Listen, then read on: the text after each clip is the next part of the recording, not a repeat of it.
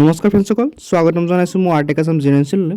আজি আপোনাৰ বাবে আৰু এটা ভাল খবৰ লৈছে যে RPF কনষ্টেবলৰ পৰা বহুতকেইটা চাকৰি পদ মুকলি কৰা হৈছে। ইয়াতে প্ৰায় আপোনালোকৰ 4208টা পদ ইয়াতে মুকলি কৰা হৈছে। ৰেলৱে যিটো প্ৰটেকশ্যন ফ'ৰ্চ হয়, এই ফ'ৰ্চৰ পৰাই পদসমূহ মুকলি কৰা হৈছে। ইয়াতে যদি আপোনালোকে আবেদন কৰিব খোজে, ইয়াতে আপোনাৰ 12 পাছ ডিগ্ৰী পাছ কৰাসকলে ইয়াতে আবেদন কৰিব পাৰিব। লগতে আপোনাৰ বয়স 21 বছৰতকৈ বেছি হ'ব লাগিব। তো আপোনালোকে আবেদনসমূহ কেনে কৰিব সম্পূৰ্ণ প্ৰচেছ ভিডিঅ'ত গম পাই যাব। ভিডিঅ'টো স্কিপ নকৰি সেয়ালৈ চাই থাকিব। বলক ভিডিঅ'খনলৈ আগবাঢ়ো। তো ফ্ৰেণ্ডসকলে আবেদন কৰাৰ কাৰণে প্ৰথমে আপুনি এইখন পেজলৈ আহি যাব। এই পেজখনৰ লিংক মই ডিছক্ৰিপশ্যন দি থৈছোঁ, তাৰ পৰা আপোনালোকে আহি যাব। ইয়াতে ডিটেইলছসমূহ চাই লওক। প্ৰথমতে ইয়াতে দেখা পাইছে name of post constable executive পৰা ইয়াতে পদসমূহ মুকলি কৰা হৈছে। নেম অফ অৰ্গেনাইজেশ্যন দেখা পাইছে railway protection force RPF।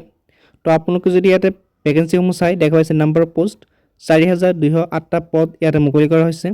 Male and female দুটা কিন্তু বেলেগ বেলেগ পদ মুকলি কৰা হৈছে।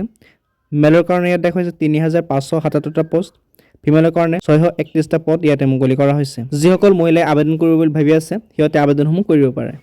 আপোনালোকে যদি চিলেকশ্যন প্ৰচেছটো যদি চাই ইয়াতে দেখা পাইছে কম্পিউটাৰ বেছ টেষ্ট হ'ব, এটা আপোনালোকৰ CBT টেষ্ট হ'ব। এই টেষ্টসমূহ যদি আপুনি পাছ কৰে তো চাকৰিসমূহ আপুনি পাই যাব। তো আপুনি দেখা পাইছে মোড অফ এক্সাম হ'ব, অনলাইন যোগে আপোনালোকৰ এক্সামটো হ'ব। এতিয়া কথা হ'ল আপোনালোকে আবেদনসমূহ কেনে কৰিব। আবেদন কৰাৰ কাৰণে মই লিংক দি দিছোঁ, তাৰ পৰা আপোনালোকে আবেদন কৰিব পাৰিব। অন্যথা আপোনালোকে এইখন পেজত আহি এই ক্লিক হিয়াৰ অপশ্যনত ক্লিক কৰি আপোনালোকে আবেদনসমূহ কৰিব পাৰিব।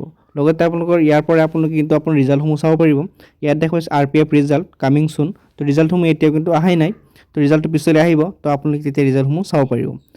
ইয়াতে আপোনালোকক সম্পূৰ্ণ লিংকসমূহ ইয়াতে পাই যাব। ইয়াত দেখুৱাইছে চেক PRF এনচাৰ কি নটিছড এডভাৰটাইজমেণ্ট ডিটেইলছ অফিচিয়েল ৱেবছাইট, সম্পূৰ্ণ তথ্য ইয়াতে পাই যাব।